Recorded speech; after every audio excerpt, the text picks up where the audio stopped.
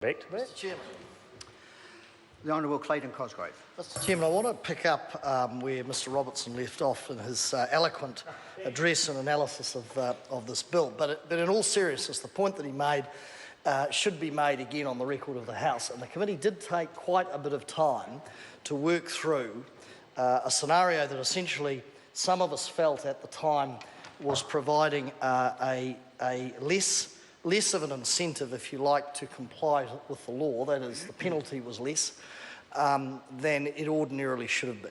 And for those of us who were around in the Parliament back a wee way and can remember in 1999 inheriting an IRD that had significant difficulties, John Perrin, I think, if I recall his name correctly, was charged as the IRD Commissioner at the time of trying to rectify many of those, where there had been in the 90s significant breaches of information. I don't think the IRD at that time had electronic, if you like, fingerprinting or footprinting as it was in terms of traceability of personnel that were accessing information. I know that the then member, Mr. Hyde, Rodney Hyde, along with some of his cohorts, were quite vigorous in illustrating some of the problems that had occurred. And as I recall, some prosecutions came out of that.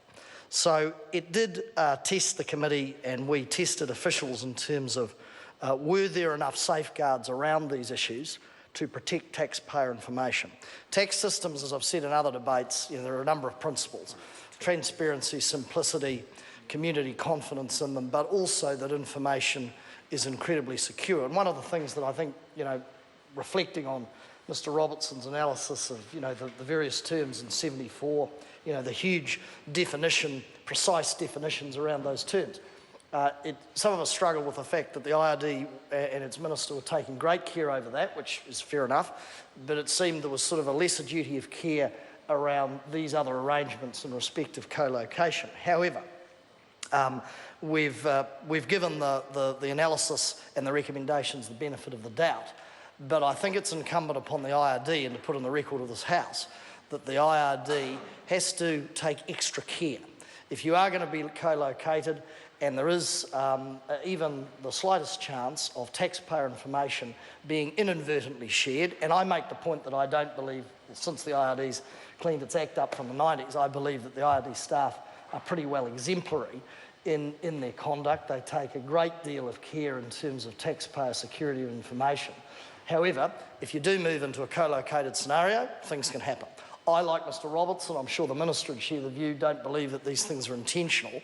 But, there is a tenet in law that said the greater the penalty, the more care perhaps that people are likely to take, because the circumstances they may find themselves in if they're prosecuted are far more heavy duty than they may ordinarily be. And so, that's as a basic principle.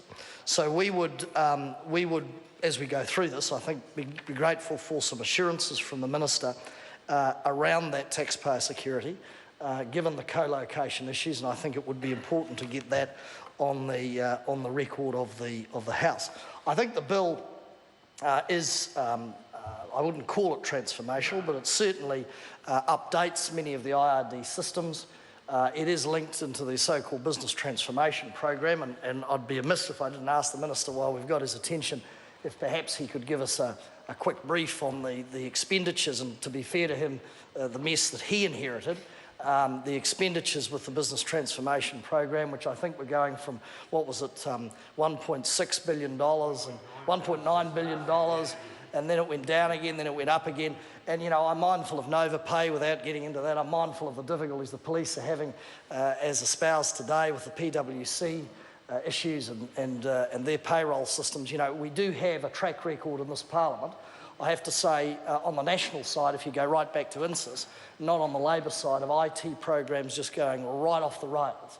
And I'd be grateful if the Minister could give us a continued assurance that we're not going to have money spent like water, because there is a large amount of discretion provided to the department. They are the experts, they hire the contractors, and they sign the contracts, not the Minister. And with that discretion goes a huge amount of responsibility, sir, that we would like to ensure that the dollars are accounted for. So, in essence, sir, I don't know if I can enlarge on the eloquence of Mr Robertson, and especially in respect of section, Mr Chair, in section The Honourable 74. Clayton Cosgrove. But at that point, sir, I like others, with those assurances, or subject to those assurances from the Minister, support the bill. Mr. Chair. Call Stuart Nash. Thank you very much, Mr. Chair.